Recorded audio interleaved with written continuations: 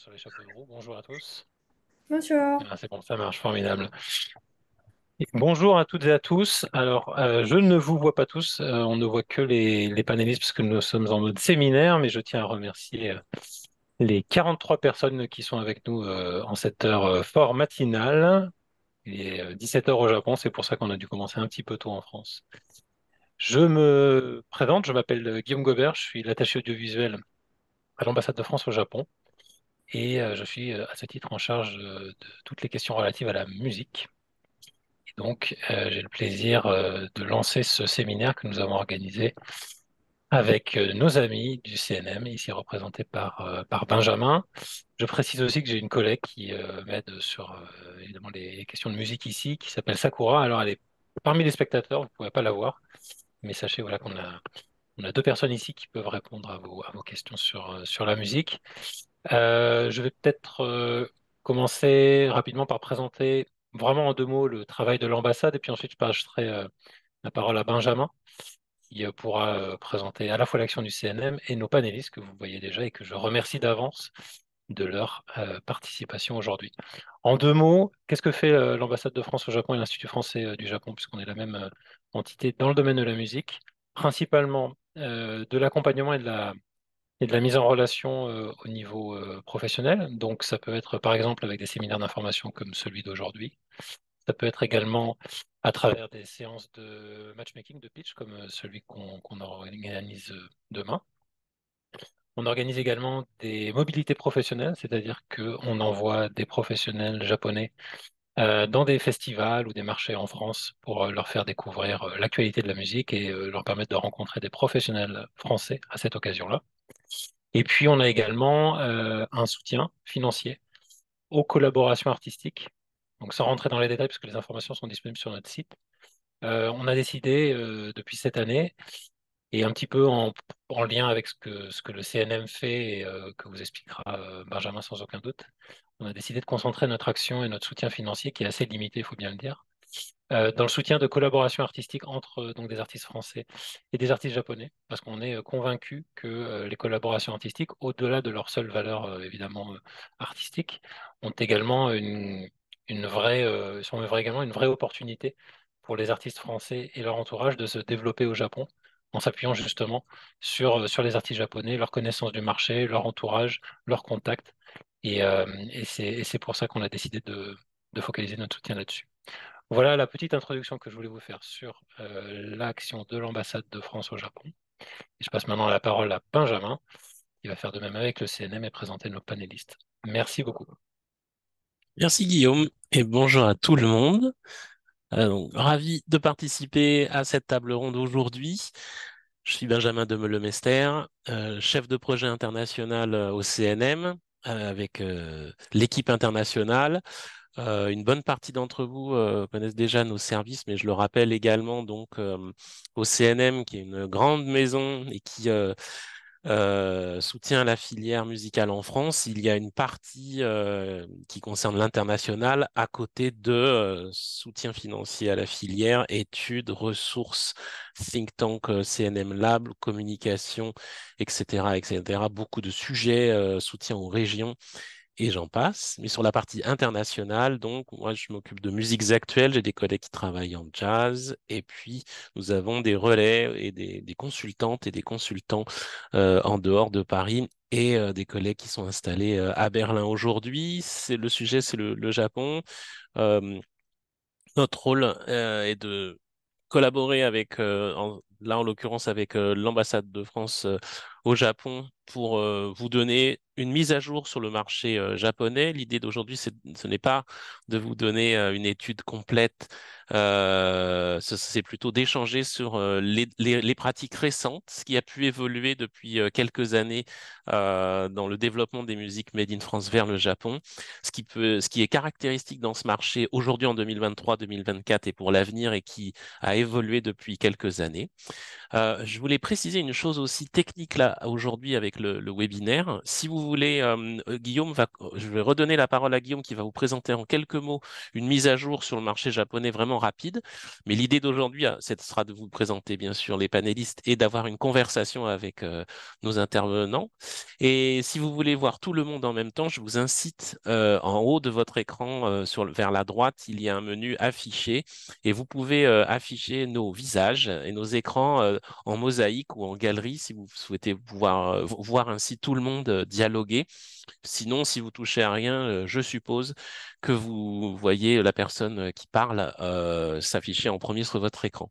On va passer donc à la partie présentation, mise à jour du marché. Ensuite, il y aura proprement dit la table ronde proprement dite sur le Japon avec nos invités.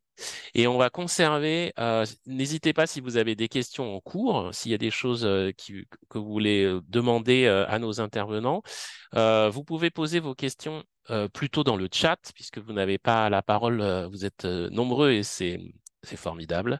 Donc, vous pouvez utiliser la discussion, le chat pour poser vos questions.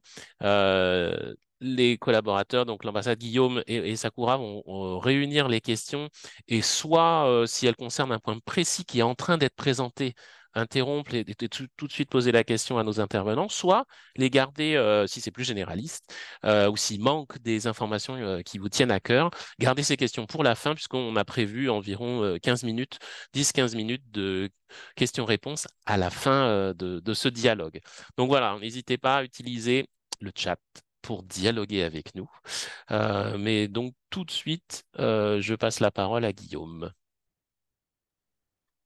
Merci. Petite précision, vous pouvez voir que le séminaire est enregistré, mais c'est à des fins d'archives et donc il ne sera pas mis en ligne par la suite. Voilà, c'était juste pour que vous soyez tous au courant de cela. Alors, je vais disparaître et repartager mon écran pour effectivement vous faire une mise à jour très rapide sur le marché japonais de la musique.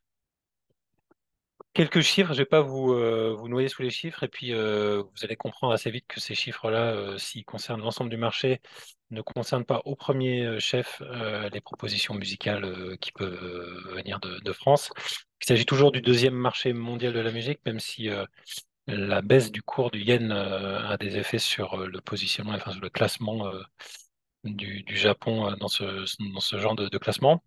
En termes de chiffre d'affaires, la musique enregistrée, c'était 2,2 milliards d'euros en 2022. Le live, 2,3 milliards d'euros, toujours en 2022, avec une très très forte reprise suite évidemment à la fin de la période de crise sanitaire qui avait été euh, assez marquée au Japon, notamment pour les performances étrangères, puisque les frontières étaient presque tout le temps fermées. Pour autant, il y avait encore quand même parfois des concerts avec des artistes locaux. Mais on a remarqué une très forte remontée. Et puis l'édition, là on n'a pas tout à fait les chiffres les plus récents, mais enfin ça tourne à peu près aux alentours de 900 millions d'euros chaque année. Je vais vous montrer après une petite répartition sur comment se segmente un petit peu et comment se structure le marché japonais. Mais vous devez le savoir, le marché japonais reste, et je crois, le dernier marché mondial d'importance à être dominé par les ventes physiques qui, même si elles dominent toujours, sont en baisse et tout ça est compensé, si ce n'est en valeur, en tout cas en pourcentage, par la hausse du streaming qui est de plus 17% en 2022. Euh, Clairement, la période du Covid a accéléré la transition vers le streaming qui a été relativement lente au Japon pour différentes raisons, à la fois culturelles, d'attachement aussi au support physique, ce genre de choses. On constate aussi une chute des points de vente et de location, parce qu'il y a aussi, comme vous le savez peut-être, historiquement, et notamment, ça a commencé dans les années 80, puis c'était au pic, je crois, dans les années 90, des magasins qui louent des disques. C'est quelque chose d'assez assez unique au monde, mais tout ça est en régression, ce qui a évidemment un impact sur les ventes physiques.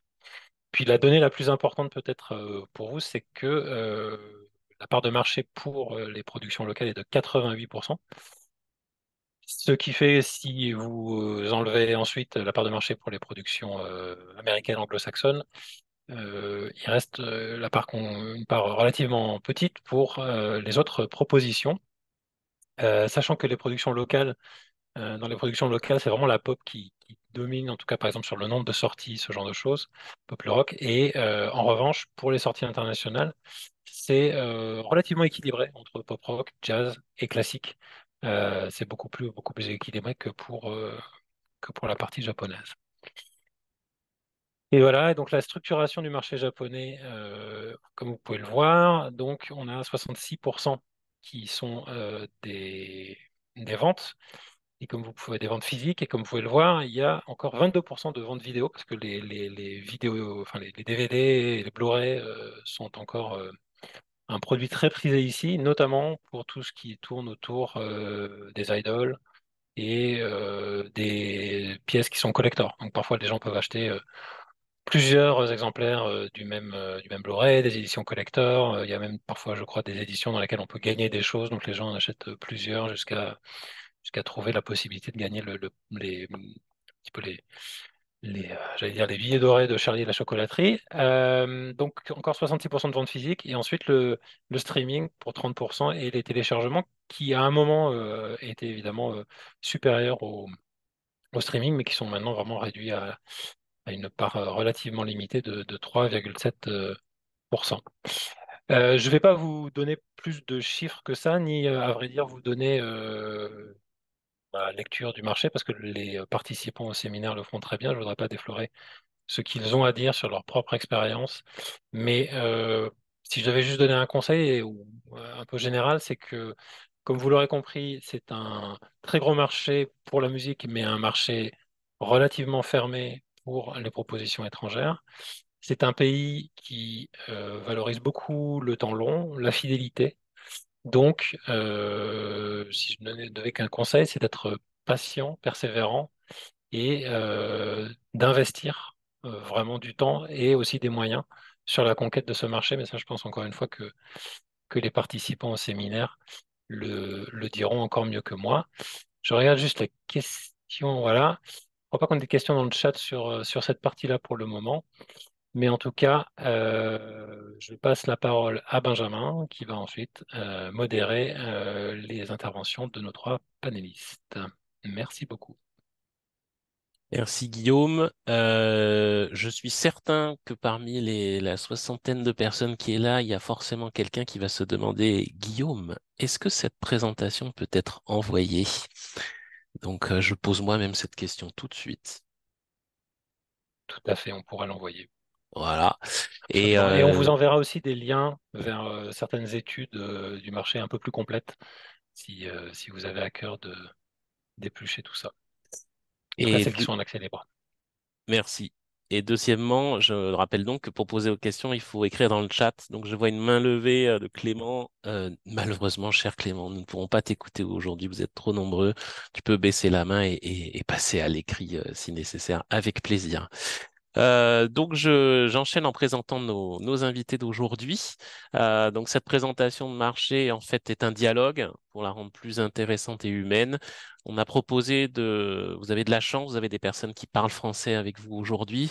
On a proposé à trois personnalités qui connaissent bien le marché japonais et surtout qui y travaillent, de vous donner une mise à jour sur ce marché et leurs pratiques en ce moment, depuis quelques années, mais surtout en ce moment et pour l'avenir.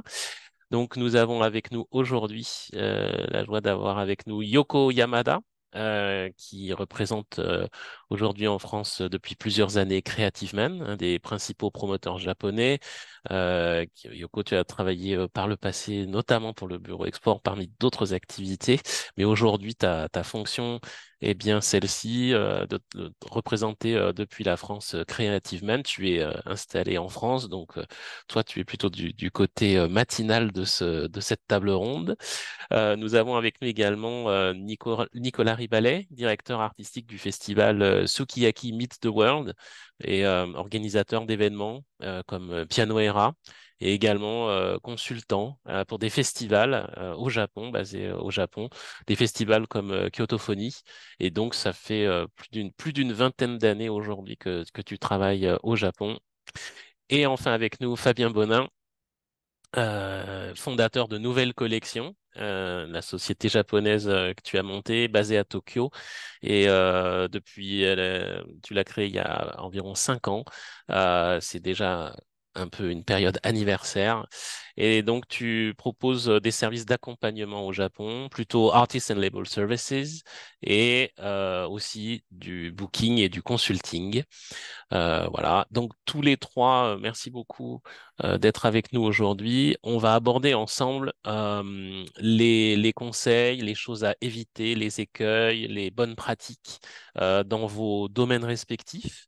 Et je vais commencer par donner la parole à Yoko pour d'emblée que tu puisses nous dire en quelques mots ce que tu fais en ce moment pour Creative Man, donner quelques exemples en fait d'artistes pour lesquels tu travailles.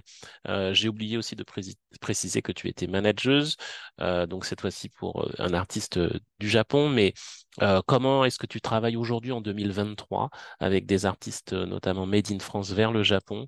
Quelques exemples de ce que tu fais dernièrement pour que nos auditeurs puissent se représenter la réalité de ce que tu fais.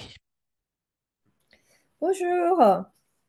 Alors, comme Benjamin a bien présenté ce que je fais au sein de Creatima, bah, en fait, là, actuellement, nous préparons déjà de Summer Sonic, donc notre festival, un des plus gros festivals d'été au Japon, avec 200 000 personnes, Tokyo et Osaka. On prépare déjà l'édition 2024. euh, et notre donc, PDG Naoki Shimizu, il est en train de voyager. La semaine dernière, il était à Londres. La semaine prochaine, il va être à New York. Malheureusement, il ne vient pas à Paris, mais je suis là pour justement euh, proposer des artistes français pour Samasonic 2024. Et d'ailleurs, je cours après les gros artistes français comme Phoenix, Justice ou bien David Guetta, ce genre d'artistes. Mais aussi, on essaye de programmer des artistes plus, plus émergents. Nous avons notamment travaillé pas mal avec un artiste français qui s'appelle Mudoïd. Euh, D'ailleurs, il a fait plusieurs collaborations avec des artistes japonais.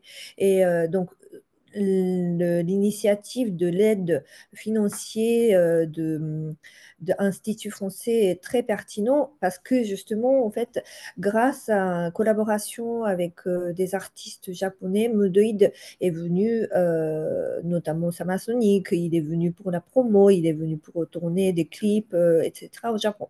Donc voilà, c'est ce genre d'artiste avec qui je travaille. Et je suis manageuse d'un artiste, un compositeur pianiste qui s'appelle Koki Nakano. Voilà. Merci. Et donc on va aborder, je vais continuer les présentations, on va aborder plusieurs aspects pour travailler avec le marché japonais. Là, on aborde cette partie live, en l'occurrence en plus avec un des plus gros promoteurs et festival. Mais on va aborder aussi d'autres manières d'aborder le marché japonais, comme la collaboration artistique que tu as évoquée, ou la présence et la nécessité de promotion et de sortie au Japon. Juste dans ce premier angle que tu as abordé là, pour être programmé à Summer Sonic ou bien pour dialoguer avec toi, est-ce que tu as deux ou trois indications des bonnes pratiques et des mauvaises pratiques? Quelle est la bonne manière de te rencontrer ou quelle est la bonne ou la mauvaise manière d'imaginer une programmation aux événements auxquels tu collabores? Alors, en fait, il n'y a pas de bon ou mauvaise manière, mais il y a une très très bonne porte d'entrée qui nous attire l'attention. C'est d'être programmé aux États-Unis, notamment Coachella. Coachella, il y a toujours nos collègues, notamment mon PDG Naoki Shimizu, il y va tous les ans. Donc, les artistes qui sont programmés au Coachella, ils le checkent. Donc voilà, ça c'est une grosse porte d'entrée. Évidemment, c'est le bar est un peu haut, donc c'est pas évident. Mais donc ce genre de de l'entrée un peu internationale en dehors de France, c'est très important. Et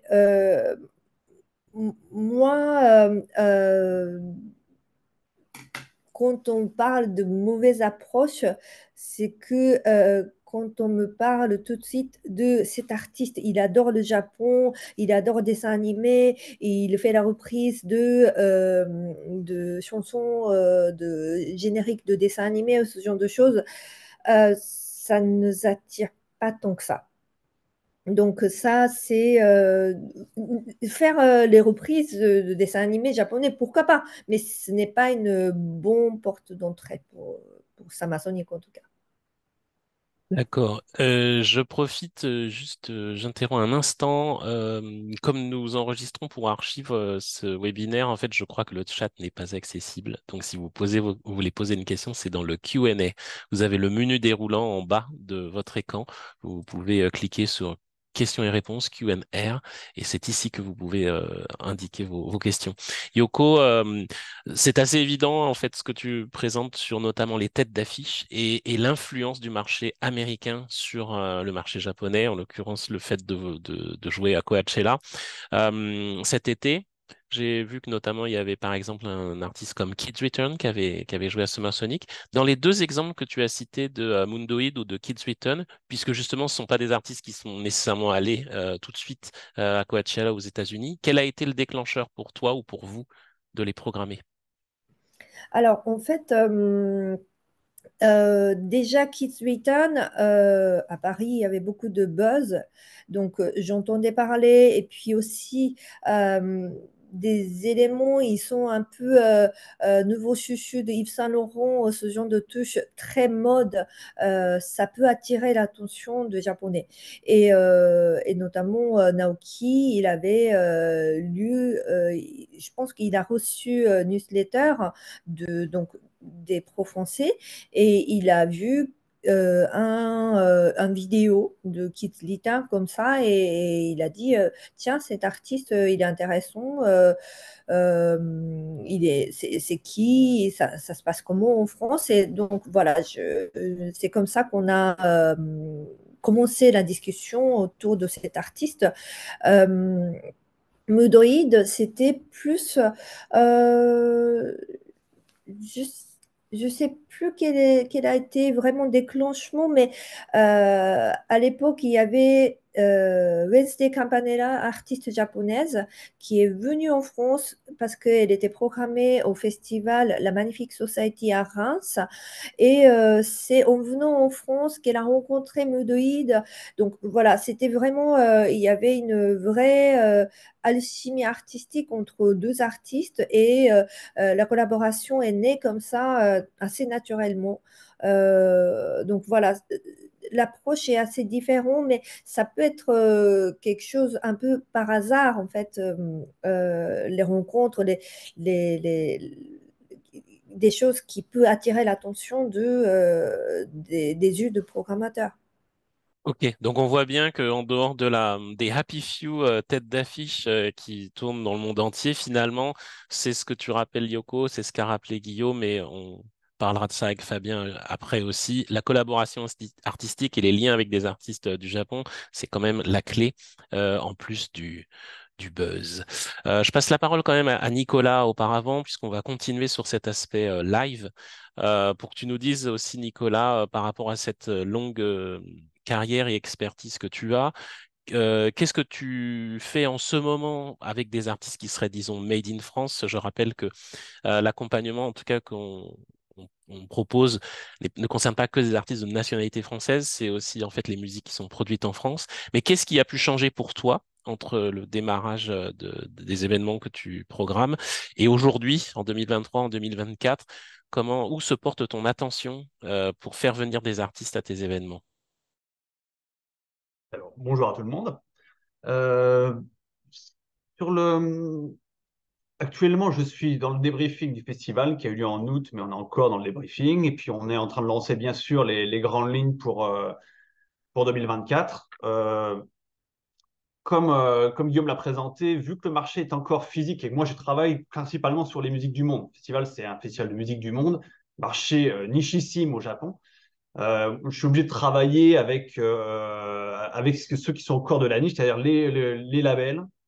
Je me connecte aussi avec les petites boutiques de CD qui ont souvent une très bonne approche du public, qui connaissent très bien les évolutions et qui ont beaucoup d'influence. Donc moi, je suis dans une phase de recherche dans ma petite niche sur l'année prochaine. À savoir que, comme disait Guillaume dans l'introduction, c'est tout à fait justement, le Japon, c'est le temps long, c'est qu'il y a beaucoup de projets que je suis, mais qui sont pas, je sais que pour 2024, c'est déjà cuit. Il y en a qui sont déjà sur 2025, sur lesquels je prépare d'autres choses. On va travailler tout en longueur avec les labels, avec les médias pour faire un minimum, parce que nous, on est vraiment sur de la niche, on va faire un tout petit peu de bruit pour essayer que ça tienne. Donc là, on est sur cette phase-là actuellement. Après, je travaille aussi sur d'autres gros projets. Je ne pourrais pas dire des noms, mais sur d'autres projets sur l'année prochaine où c'est la même chose. Vu que le Japon bosse vraiment très, très en avance, on est déjà sur réserver des salles sur 2020, fin 2024-2025, par exemple. On est déjà sur un an et demi après. En fait, on est déjà à travailler comme ça sur le Japon. C'est comme ça que ça marche. Les grandes évolutions, le Japon, enfin sur le marché des musiques du monde, par exemple, il y a mon festival, on prépare notre 33e édition. Moi, je suis arrivé, c'était la 10e édition. C'était déjà la fin il y a eu un centre d'intérêt autour des musiques du monde dans la fin, enfin, au milieu des années 90, on va dire. Il y avait même une édition du WOMAD à Yokohama, par exemple. Et puis, c'était très soutenu à l'époque par le gouvernement. Et puis, l'effondrement de la bulle économique au Japon a fait que tout ce marché-là s'est écroulé. Moi, quand je suis arrivé il y a 20 ans, il y avait encore des promoteurs spécialisés donc, qui faisaient une sélection de groupes qui s'occupaient de trouver des salles, qui s'occupaient de faire les visas, de faire toute la demande de promotion. Ça n'existe plus. Toutes ces entreprises ont mis la clé sous la porte. Donc, la seule solution que nous, on a eue, c'est d'autoproduire nos événements en réseau. C'est-à-dire notre édition principale, elle est à Nanto, donc elle est à 300 km de Tokyo. Mais on a une édition à Tokyo, on a une édition à Osaka, et puis après, un petit peu coup par coup, ça dépend des artistes, à Nagoya. Et puis, on travaille également avec la Corée, beaucoup avec Taïwan, pour qu'on ait notre propre réseau. Donc, on a notre propre capacité à monter les tournées. C'était un peu la seule alternative. Pour moi, le grand changement, c'est ça. Et puis le deuxième gros changement, sur lequel on fait vraiment face, c'est que depuis le Covid principalement, le marché physique est en train de s'écrouler. Et ce n'est que le début, malheureusement, je pense. Le marché est en train de s'écrouler. Donc nous, tous nos moyens de bien calculer où sont notre niche et où sont les intérêts sont en train de changer. Donc on est obligé d'adapter nos capteurs, on va dire, pour changer tout ça. Voilà un peu. D'accord. Et quand tu expliques plusieurs éditions dans plusieurs villes, j'imagine que la logique, c'est donc de pouvoir faire une économie d'échelle ou en tout cas de monter une tournée. Ça veut donc dire que ce sont des éditions itinérantes dans la même période, n'est-ce pas? C'est pas Voilà, tout au long de l'année. pour le festival, ce qui est écrit, je fonctionne vraiment comme ça. On aura le week-end principal, c'est le dernier week-end d'août qui est ici. Et on bouge à Tokyo le lundi, mardi, mercredi, concert à Tokyo, on rebouge le jeudi, concert vendredi à Tokyo. Les coûts sont très élevés, donc oui, on est obligé de faire le plus compact possible. Ça va sans D'accord. dire. Et pour donner quelques exemples, l'année dernière, ou en tout cas après la période des confinements ou du Covid, quel type d'artiste, de quoi parle-t-on dans les musiques que tu programmes? Est-ce qu'il y a des artistes made in France que tu as programmés? Ou est-ce que tu as un ou deux exemples de succès, en fait, d'artistes que tu as fait venir? Tu parles de niche. Donc j'ai deux questions là. La première, c'est récemment, qui as-tu programmé? Et la deuxième question, c'est, puisque tu parles de niche, finalement, est-ce que tu as malgré tout un exemple ou deux de succès? C'est-à-dire de quelque chose que tu as programmé, mais c'est une découverte comme il y a cet aspect niche et ça a eu son effet boule de neige, quel qu'il soit. On ne parle pas d'un Coachella japonais, mais au moins, qu'est-ce que ça a pu donner comme suite? Alors nous, on a une équation qui est un petit peu particulière, c'est que le festival ici à Nanto, au bout de 30 ans, il est vraiment bien posé, il est bien établi. On fait entre 10 et 15 000 personnes sur 3 jours. Sur une niche comme ça, on s'en sort très très bien au Japon. Par contre, sur Tokyo, c'est tout de suite, on baisse de volume, ça va être de la salle de 500 personnes maximum. Donc euh, sur les artistes francophones, on a eu quelques succès récents, mais c'est vrai que Made in France, je peux citer Jupiter et Oquest de Congo RDC que j'ai eu cette année, qu'on avait fait venir en 2014, ça s'était très très bien passé. et qu'on avait connecté avec pas mal d'artistes ici, même s'il n'y a pas eu d'enregistrement ni rien, mais on a essayé de les connecter au maximum. Donc, ils ont gardé des attaches, il y avait de l'attente.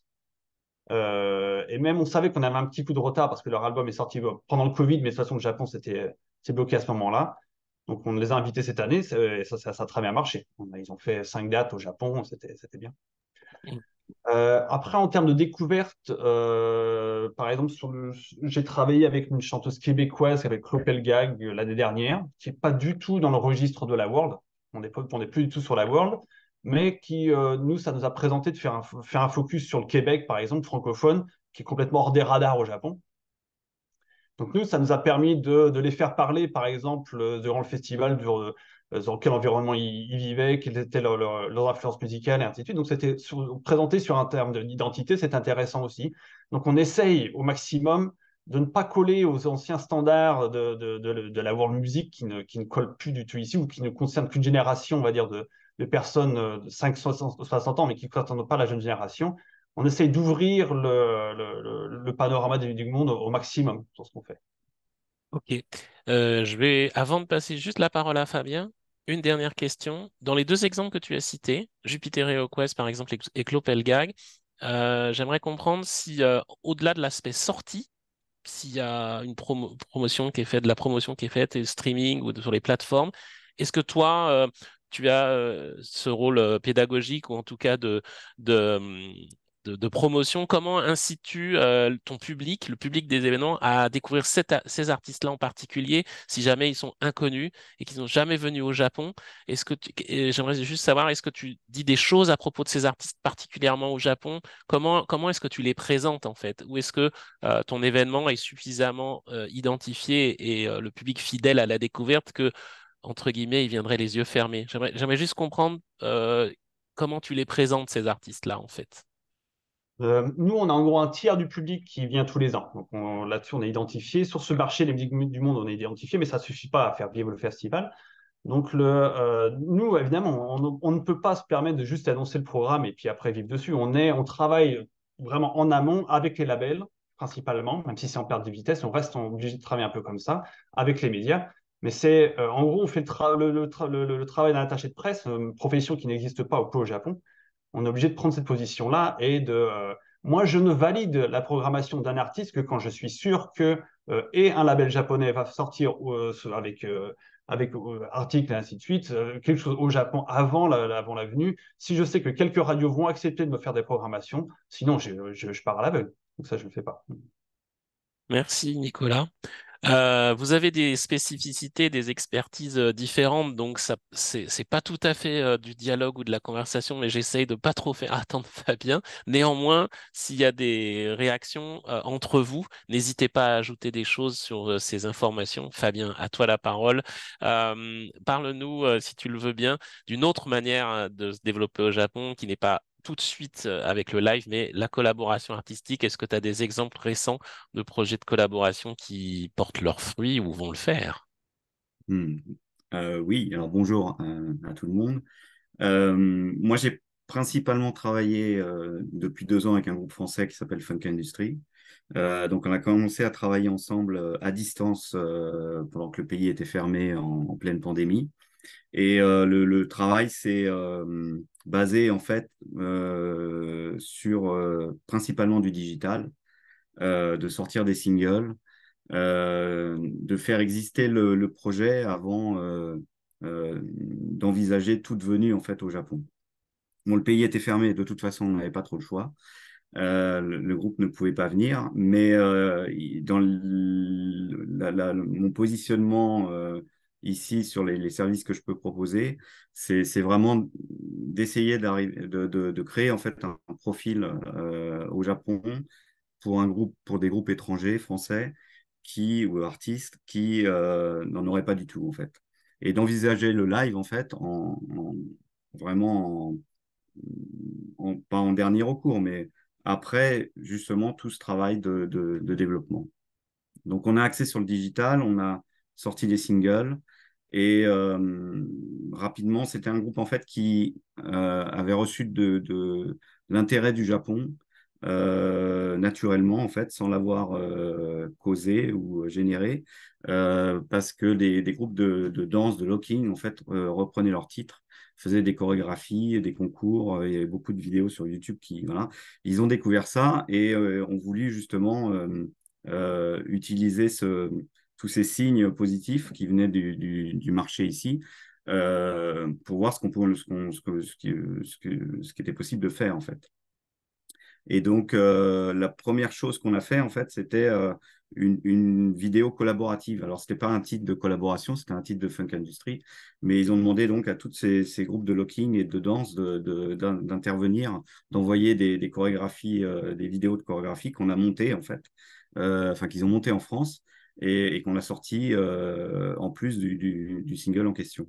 S'en est suivi une série de singles, toujours en travaillant le profil du groupe, en essayant de diffuser le nom au maximum auprès de médias Internet, etc., qui sont plus simples d'accès que les médias traditionnels.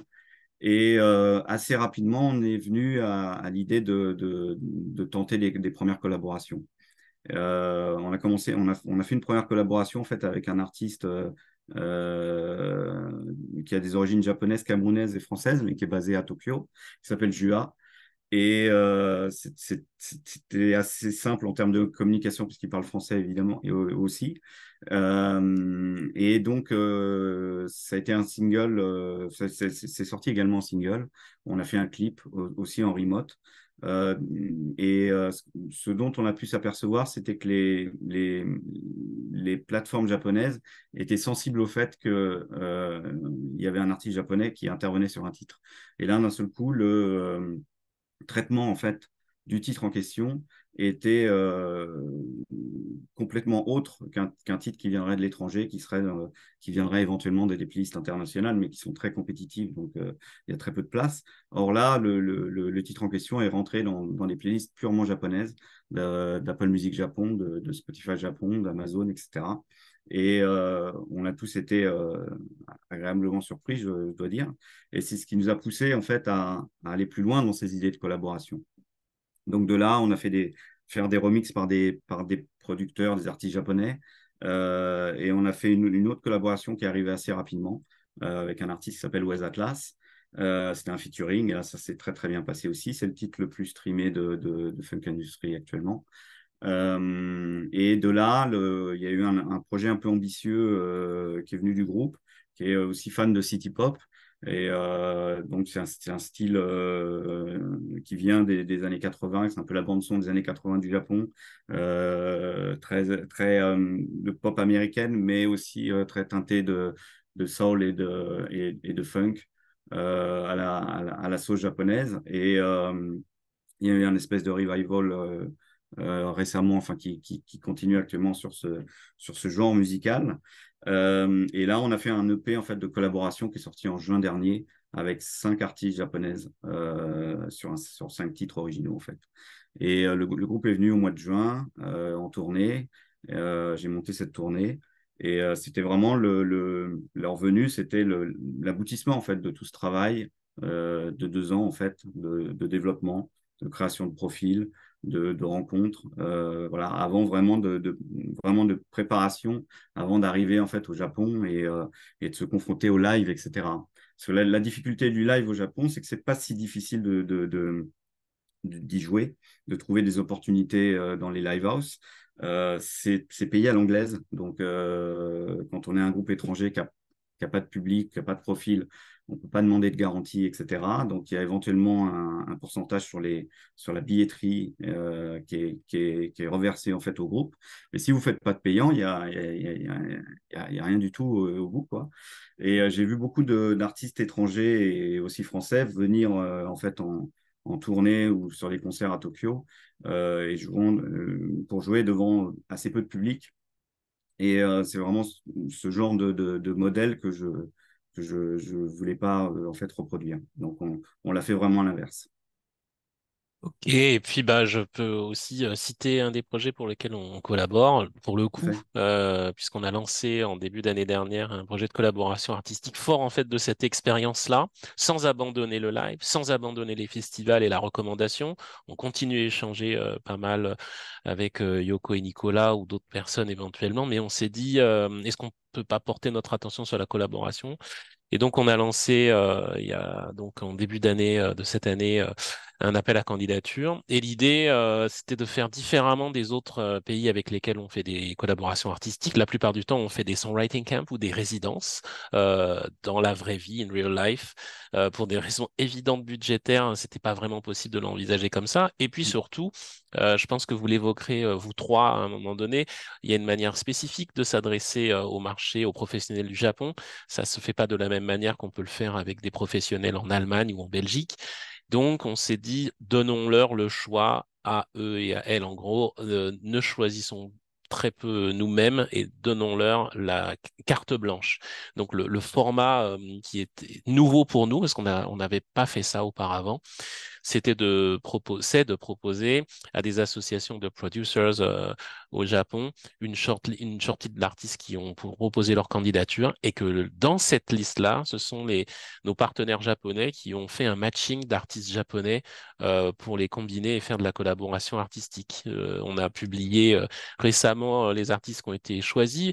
Aujourd'hui, je pense dans les questions-réponses à la fin, on va parler aussi d'esthétique musicale parce que l'idée de cette table ronde, c'était d'évoquer des aspects, des conseils assez généralistes, mais bien sûr, il y a des réalités qui sont différentes entre les musiques classiques ou le jazz, parce qu'il y a beaucoup de personnes qui présentent aujourd'hui qui sont de ces esthétiques, et puis les musiques dites actuelles ou autres. Mais donc là, ce qu'on a cité jusqu'à présent, entre enfin ce que tu fais Nicolas, entre Summer Sonic, c'est bien musique actuelle, pop, rock, électro. Là, le projet de collaboration artistique dont je viens de parler, chez les artistes français, ce sont des artistes comme Eugénie, De Laurentiis ou Sam Tiba ou Yellow Straps, un artiste de Belgique mais produit en France, et qui ont été matchés par les Japonais eux-mêmes, par nos partenaires qui sont donc la IMCJ et FMPJ, donc Independent Music Coalition Japan et puis Federation of Music Producers Japan. Et les artistes du Japon qu'ils ont proposés, c'est Fake Creators, Osteo Leoko, Jua, Viva Ola, qui sont représentés par des labels japonais comme Hipland Music, Jubi ou I Want the Moon. Donc, Fabien, si tu as un mot ou deux à ajouter là-dessus, qu'est-ce qui est spécifique en fait sur la collaboration et à terme, finalement, avant de passer à cette partie live dont tu parlais, qui était en étape 2, 3 ou 4, comment se fait la promo? Une fois qu'il y a la collaboration artistique, en fait, quel est l'enjeu? Qu'est-ce que ça apporte qu'on ne pourrait pas faire depuis la France pour un label?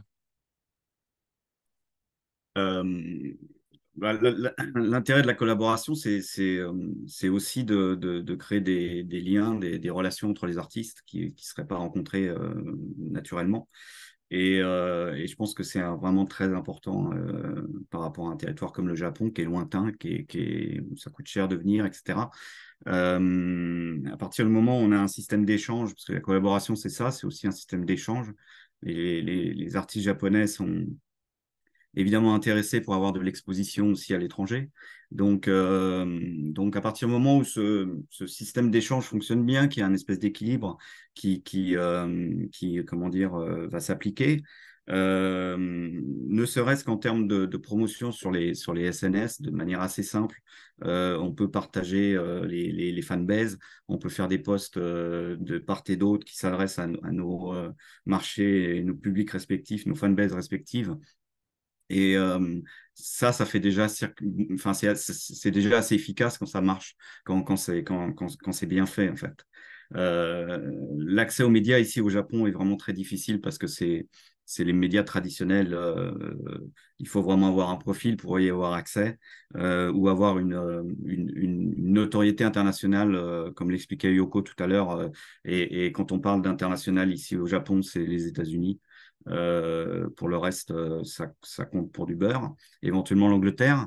Mais c'est voilà que des artistes français et de très bons articles dans Télérama ou Les Inrocks ou soit en playlist sur Nova. Ici, ça ne leur fera ni chaud ni froid. Donc, à partir du moment où le travail de base est bien fait, en fait, est bien partagé, je pense que ça donne des résultats déjà assez intéressants. Après, effectivement, il faut que ce soit travaillé en digital. Que les agrégateurs, et c'est mieux d'avoir un agrégateur évidemment qui a soit un bureau ici, soit qui existe au Japon, de façon à pouvoir comment dire, pitcher directement le titre aux plateformes japonaises. Ça, c'est aussi indispensable. Ok. Et j'ai une question technique en fait. On parle de collaboration artistique, on parle du fait que ça facilite tellement les choses si les artistes collaborent, créent des choses entre eux, voire aussi le fait d'apporter des choses aux artistes ou aux pros japonais. Donc combien l'import en fait, les perspectives d'importer sont importantes, d'offrir des résultats aux partenaires vers la France ou vers l'Europe. Moi, j'ai une question, c'est est-ce que ouverte à vous trois, techniquement parlant, on l'a peut-être pas assez répété, mais les plateformes fonctionnent pas tout à fait de la même manière.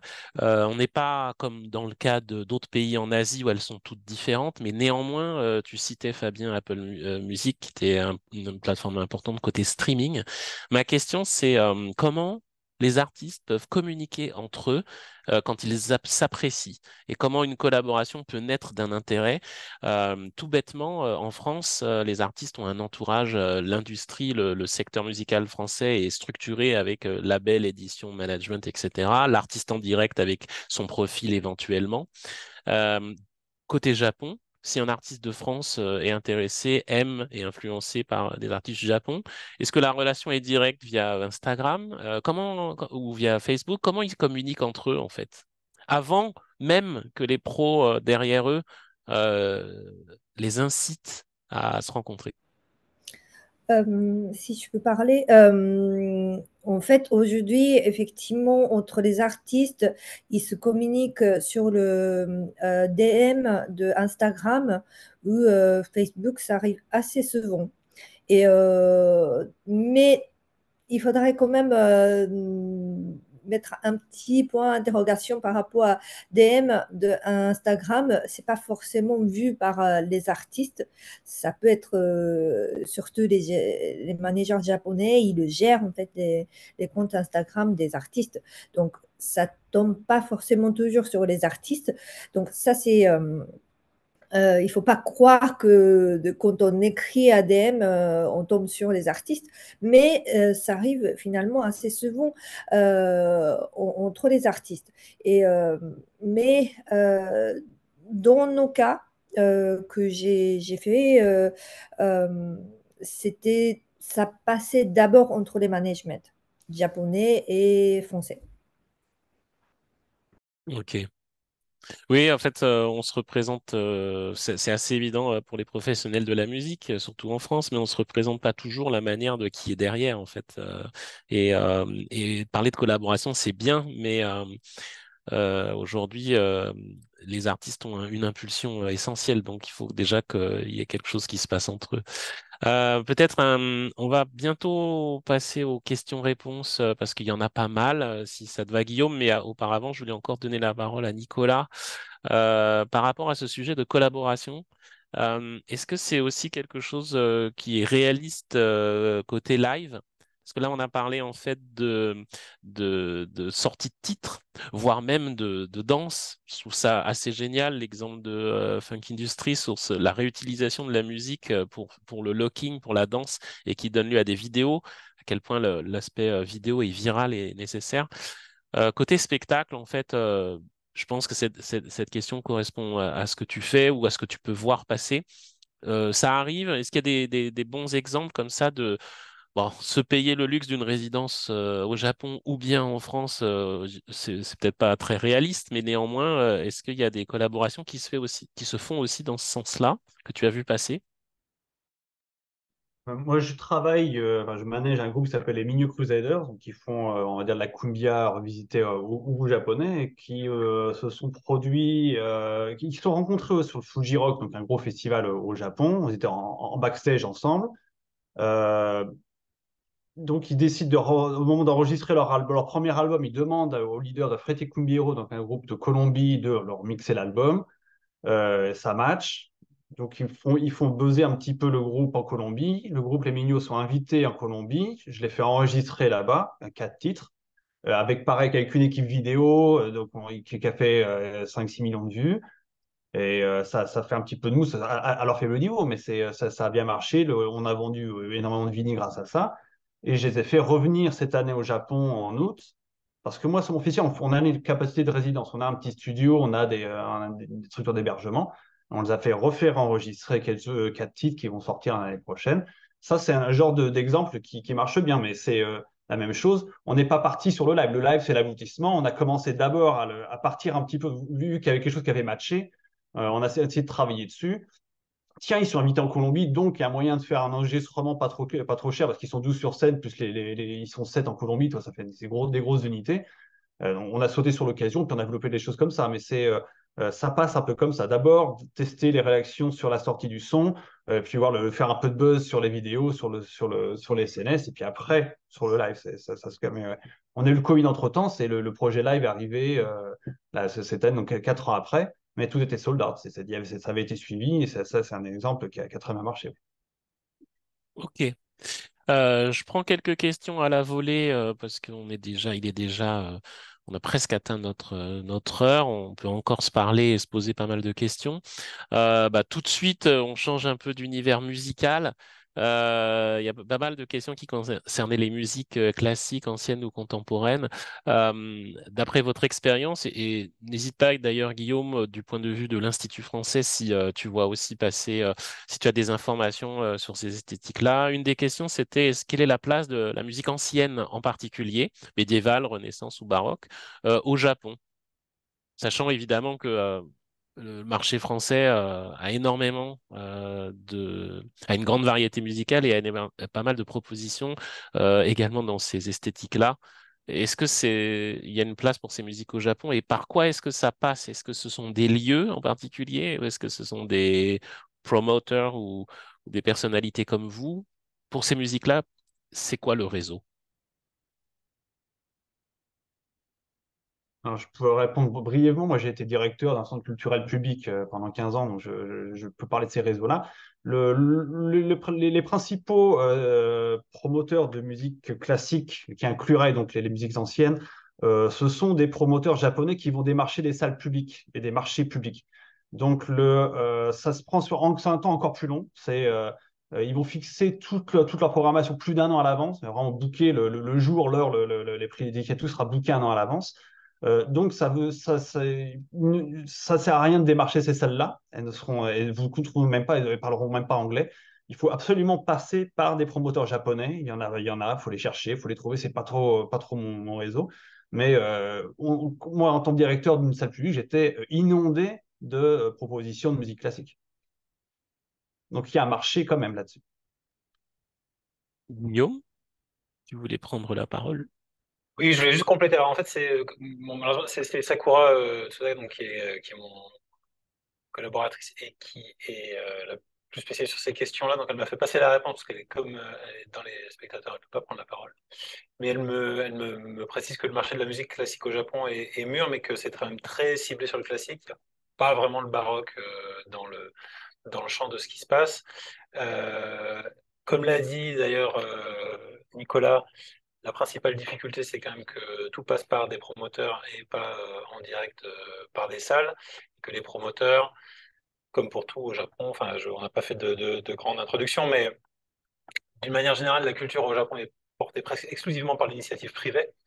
Et donc, qui dit initiative privée dit équilibre économique, et qui dit équilibre économique dit une relative aversion au risque. Je caricature à grands traits, mais enfin, c'est quand même pas mal ce qu'on constate. Et donc, dans la musique classique, les promoteurs ont plutôt tendance à miser sur des valeurs sûres et des choses qui vont pouvoir remplir les salles qui sont souvent de capacité importante et de très bons niveaux en termes d'équipement et d'acoustique. Et donc, comme ces salles sont de très bon niveau et grandes, il faut beaucoup de monde pour les remplir. Et comme il faut beaucoup de monde pour les remplir, on va plutôt avoir tendance à cibler des propositions classiques, c'est le cas de le dire. Très bien. Une autre question concerne le jazz pop. Donc, on voit aussi qu'on aborde le Japon avec une manière assez compartimentée ou niche. Il y a une question qui est posée là, indépendamment en fait de tel artiste en particulier qui est représenté. Est-ce qu'il y a une place pour ce type de musique-là? Donc, un jazz qui n'est pas le jazz classique, mais plus proche de la pop, jazz pop. Est-ce que vous voyez passer des profils comme ça euh, au Japon? Euh, il y a quand même Blue Note qui est très très puissant. Il y a Billboard Live qui ressemble un peu à Blue Note. Blue Note, ils ont un réseau complètement indépendant. C'est-à-dire Excuse-moi, Yoko, je t'interromps, désolé. Tu parles de deux lieux, en fait, n'est-ce pas? oui, Ou c'est des promoteurs? C'est pas une question de label, là, n'est-ce pas? non, non, non, non. En fait, Blue Note, c'est un live house qui est complètement indépendant. Ils font le booking eux-mêmes. C'est un restaurant. C'est un lieu un peu particulier. C'est un restaurant. Donc, quand tu fais le live, les gens mangent. Donc, on entend des bruits de assiettes et tout ça. C'est un peu haut de gamme. Donc, mais ils font des fois en dehors de jazz standard, enfin, je ne sais pas si on peut appeler ça comme ça, plus pop, beaucoup plus pop, mais Blue Note, il paye très bien. Il prend en charge, enfin, ils font la proposition assez confortable pour pour que l'artiste puisse payer et le billet d'avion, avoir un cachet correct. Donc, c'est-à-dire qu'il faut que la salle soit remplie. Et pour ça, il faudrait que l'artiste soit assez réussi, pouvoir remplir. Enfin, même si Blue Note doit avoir une jauge de 300 personnes, je crois, mais il faudrait déjà jouer 2 fois dans la soirée et il ne faut pas juste faire une date. Il faudrait euh, remplir au moins 300 personnes, au moins 4 fois, au moins 2 jours. Et sinon, c'est pas rentable pour Blue Note. Donc voilà, forcément, ça devient un peu, ça demande un peu de notoriété internationale. Guillaume? Pardon, mais je ne sais pas si peut-être Nicolas ou Fabien voulaient ajouter quelque chose sur ça. Non, effectivement, Blue Note paye bien, mais paye bien principalement dans leur club principal à Omotesando. Ils ont d'autres lieux maintenant à Tokyo, y compris un nouveau à Ebisu, dans lequel je parle d'expérience. On a réussi, dans le cadre d'un échange avec Jazz Agent, à programmer le trio Panosian début décembre. Alors là, pour le coup, c'est pas très très bien payé. Donc c'est clair qu'il faut qu'il y ait d'autres ressources ou que ce soit que comment dire, que la tournée soit considérée comme un investissement. Et après, il y a quand même une foultitude de clubs, de petits clubs de jazz au Japon. Vous allez, enfin, je veux dire, vous allez forcément trouver des gens qui s'intéressent au style de musique que vous proposez. C'est pas trop la question. Vous pourrez peut-être même avoir des engagements de ces clubs à vous accueillir. Je sais plus si Fabien a listé toutes les différentes propositions, enfin les différentes fonctions enfin, la façon de fonctionner des clubs entre le partage de recettes, les minimums, les trucs, les machins. Enfin bon, au final, il y a quand même rarement beaucoup d'argent qui tombe dans la poche des artistes, pour être en résumé. Et le principal problème auquel vous allez être confronté, c'est la question de qui s'occupe de vos visas. Et donc, ça, c'est quand même le point le plus important quand vous faites une tournée. C'est si vous n'avez pas derrière un promoteur ou un festival qui a des reins solides et de l'habitude de faire ça, vous êtes dans une situation où vous avez des offres intéressantes ou pas financièrement, mais vous avez peut-être des offres de clubs au Japon et vous n'avez pas la possibilité d'obtenir et de demander vous-même le visa entertainer. Ce qui vous oblige à vous mettre dans les faits dans l'illégalité si vous venez au Japon sans ce visa et que vous jouez et que vous recevez de l'argent. Je ne suis pas dans le gouvernement japonais ni dans les douanes et dans la police des frontières, mais en tout cas, le risque est de ne plus être autorisé à revenir au Japon par la suite. Donc, dans une logique de perspective longue de carrière de développement au Japon, c'est quelque chose d'important à prendre en compte. Enfin, je pense qu'on partage tous ce point de vue. Dans la question des toits, et c'est pour ça aussi qu'on insiste sur le fait que les collaborations artistiques, à travers des sorties de titres, des choses comme ça, permettent d'aborder le marché japonais sans directement ou nécessairement passer par une tournée, parce que la question des visas est quand même vraiment complexe et peut bloquer des projets de tournée qui autrement pourraient aboutir.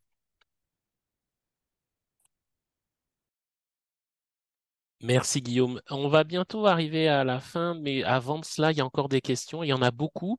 Pour tout ce qui concerne les contacts, on est là pour ça, en fait, soit côté affiliation CNM, structure qui contacte le CNM, vous pouvez entrer en contact avec moi-même ou mes collègues, collaborateurs et collaboratrices.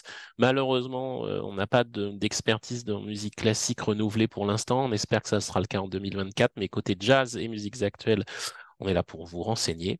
Ça, c'est sur les parties des esthétiques musicales. Ensuite, par rapport aux lieux et par rapport au Japon, aux salles, leur manière de programmer, etc., j'imagine que, en tout cas, le lien avec l'Institut français peut être aussi complémentaire. Tu l'as rappelé tout à l'heure, Guillaume. J'aimerais quand même prendre parmi toutes ces questions une question qui me semble un peu plus généraliste pour compléter le panorama entre live, phono, édition. Il y a une question qui concerne la synchro, en fait. Et je voudrais vous poser deux questions par rapport à ça. La première question, c'est comment, mais en très peu de temps, parce qu'il nous reste peu de temps, comment ça marche la synchro au Japon? C'est-à-dire, en gros, j'imagine très bien la réponse où il n'y a pas les mêmes systèmes d'agences ou de structures qui bossent la musique à l'image, mais quand même toucher ce domaine-là en quelques mots. Et la deuxième, c'est qu'est-ce que les professionnels japonais ont comme visibilité des succès synchro? C'est-à-dire qu'on parlait de l'influence du marché américain. On sait à quel point depuis quelques années les séries ont été un marché important pour la musique à l'image et la synchro. Sans même citer uniquement Emily in Paris, il y a énormément d'autres cas de figure pour la publicité. Yoko, tu citais tout à l'heure les marques, le endorsement avec des marques euh, dans la mode ou le luxe.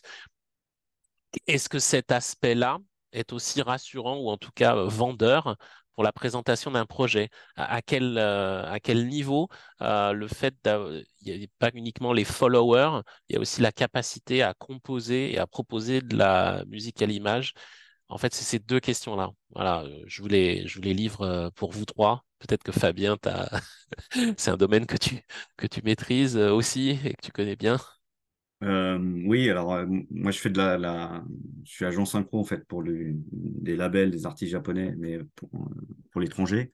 Il se trouve que le marché japonais de la synchro est vraiment très particulier. Le système fait que euh, l'industrie musicale donne gratuitement en fait sans droit de synchro et en plus avec renoncement au droit d'exécution publique quand ça passe en télévision pour des campagnes télé par exemple de campagne publicitaire, et que donc tout ça est très encadré, mais ça fausse énormément le système. Et on peut dire que il n'y a pas vraiment de synchro comme on la connaît nous ici, enfin ici en Europe ou en Amérique du Nord. Euh, et que les seuls synchros qui existent, parce que les droits sont très chers en fait quand ça passe, quand les droits de diffusion, ce pourquoi ce système existe, euh, fait que euh, les seuls vraiment titres synchronisés qui viendraient de l'étranger sont soit des gros classiques, soit des titres très connus soit des artistes très connus, etc. Donc, on a des chansons françaises, des classiques français qui sont synchronisés, je dirais, plus ou moins régulièrement au Japon. Et là, les droits, effectivement, sont payés, etc. Mais pour tout ce qui concerne la synchro, c'est-à-dire la mise en valeur d'artistes en émergent, en développement, etc., de titres indés et autres, ici au Japon, il y a très peu de possibilités pour l'instant. C'est un marché qui est en train d'évoluer, comme tu disais, Benjamin, mais il évolue du fait de la pression internationale, du fait que Netflix Japon, Amazon Japon et autres existent ici et font des productions qui ont besoin de musique synchronisée, quoi. Mais autrement, le système japonais de la synchro fonctionne entre des titres donnés gratuitement qui sont des nouveautés, de la production musicale, c'est-à-dire du buy-out, avec abandon de droits et également de diffusion, ou tout simplement des gros classiques internationaux. Donc il y a assez peu de place de ce côté-là. Ça, c'est en train de changer, mais ça prendra du temps. Voilà. Et sur l'impact de la synchro ici, que comment dire, les seules façons d'arriver un peu dans le marché ici, c'est éventuellement d'avoir une pub monde Apple ou Dior ou autre, c'est-à-dire des grosses marques qui communiquent globalement et qui ne changeront pas de la musique en aucun cas sur aucun territoire. Et donc ces marques, en fait, payent des droits assez élevés au Japon pour que leur musique ne soit pas remplacée. Mais il y a énormément de campagnes publicitaires quand elles arrivent au Japon. Soit la musique est remplacée, soit la campagne est complètement refaite. Et là, on tombe dans le système japonais complètement. Voilà.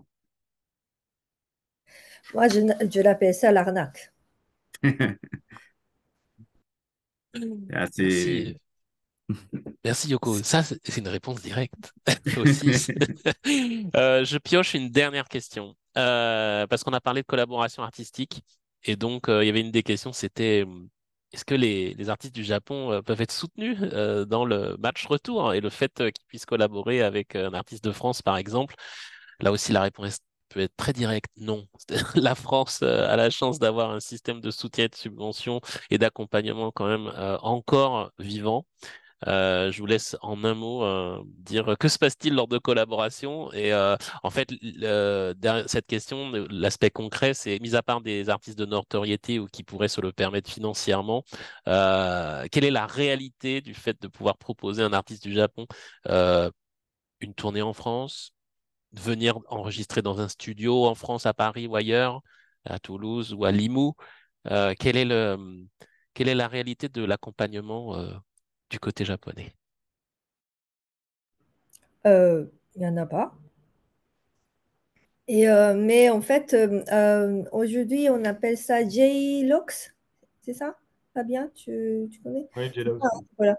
Que donc ministère des Affaires étrangères qui a monté cette aide. C'était culture? Non, c'est l'industrie.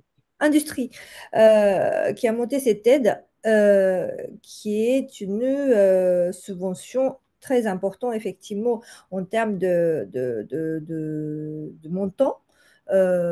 Mais c'est presque impossible d'atteindre tous leurs critères, c'est-à-dire que faire le dossier comme ça, avoir toutes les pièces de reçus et de devis enfin, c'est juste vraiment par rapport à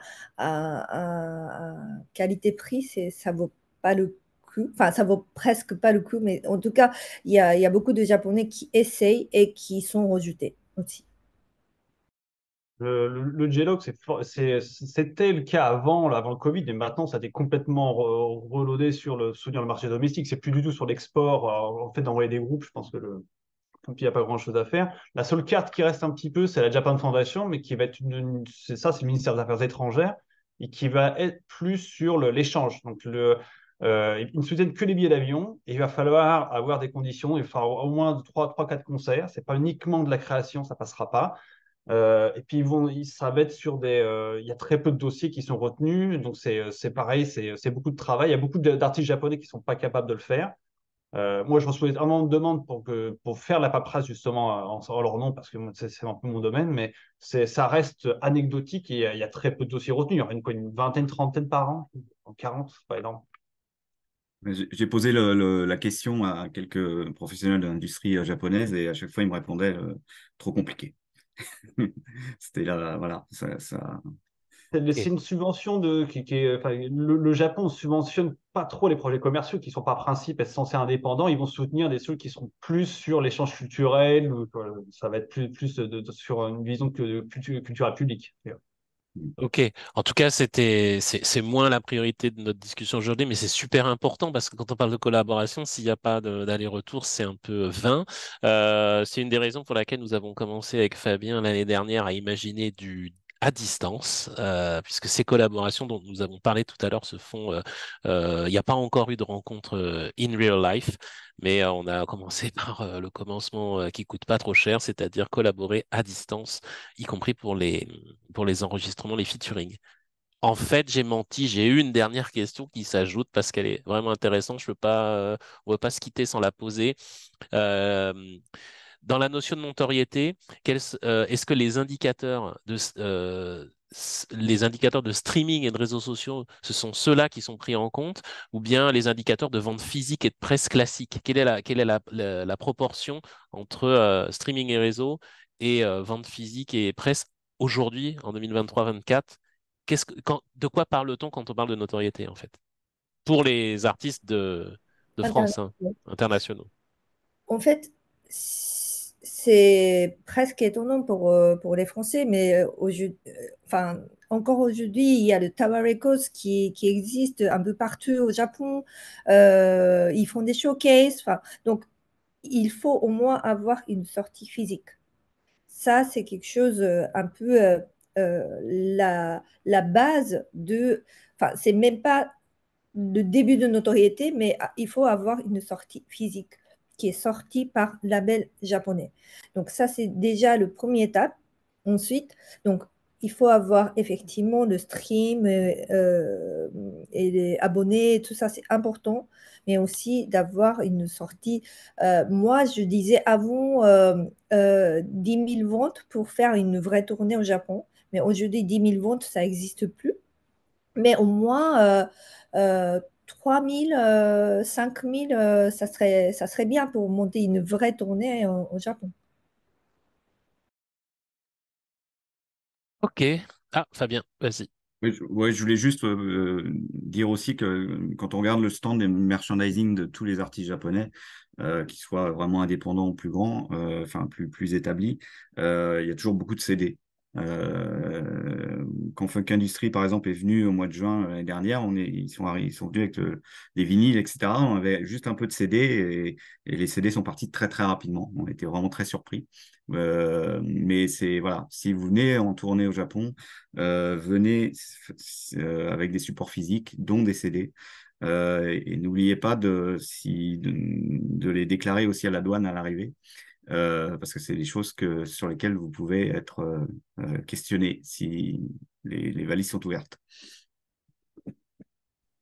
Merci à tous les trois. Il est 10h15, 18h15. Je te laisse la parole, Guillaume, si tu as repéré une dernière question ou si on peut s'arrêter là. Beaucoup de gens maintenant n'ont qu'une envie, c'est de vous écrire et de vous rencontrer. Je pense qu'on va terminer cette table ronde et en tout cas vous remercier énormément pour ce partage de ressources, d'expériences, d'expertise. Merci beaucoup, Benjamin, merci Nicolas, merci Fabien, merci Yoko, merci aussi Sakura de nous avoir aidé à organiser cette table ronde. Merci également à l'Institut français à Paris qui nous a soutenus pour ce projet. Désolé de ne pas avoir pu répondre à toutes les questions. Il y a beaucoup de questions qui concernent des esthétiques, des genres, etc. Même si vous avez l'impression qu'on a abordé peut-être que les musiques actuelles ou un petit peu la world et tout, etc. De manière générale, les arguments et les points de vue qui ont été apportés aujourd'hui sont relativement valables, quelles que soient les esthétiques. Il y a des genres qui peuvent mieux marcher ou pas au Japon, mais de toute manière, la part de marché, et encore une fois, pour les propositions internationales est tellement faible que c'est pas vraiment le facteur le plus discriminant, c'est vraiment la notoriété que vous pouvez acquérir et principalement quand même dans un premier temps en dehors du Japon, par exemple aux États-Unis, comme l'a dit Yoko. C'est vraiment là-dessus que vont miser les, euh, les labels et les promoteurs. Il y a beaucoup de niches au Japon, donc c'est pas vraiment tant la question de trouver des gens qui vont apprécier votre musique que plutôt être la personne qui va être choisie dans ce genre musical par rapport à d'autres, par rapport à des propositions locales surtout, parce que c'est quand même toujours plus facile et plus rassurant pour eux de le faire. Donc voilà, on n'a pas pu répondre à toutes les questions, j'en suis désolé. Merci encore à tous d'avoir participé à cette table ronde et bonne chance dans vos projets avec le Japon et à très bientôt, j'espère. Merci à tous. Merci, à bientôt. Au revoir, merci. Merci, au revoir. Voilà.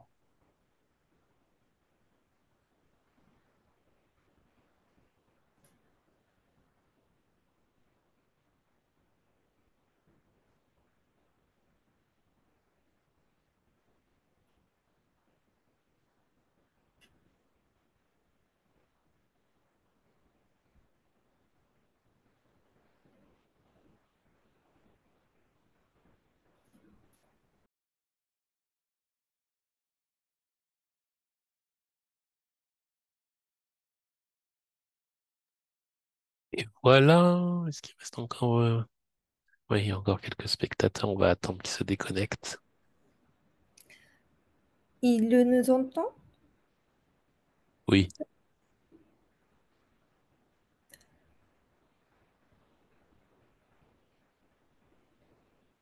S'il y a des questions qui me concernent, je veux bien recevoir si Non, vous mais là, pensez. en fait, j'ai fermé la session. Mais oui, en fait, il y avait... Je crois qu'il y avait une personne qui demandait tes coordonnées, Oui, c'est ça, voilà. je, je t'enverrai son contact. Ouais, pas de souci.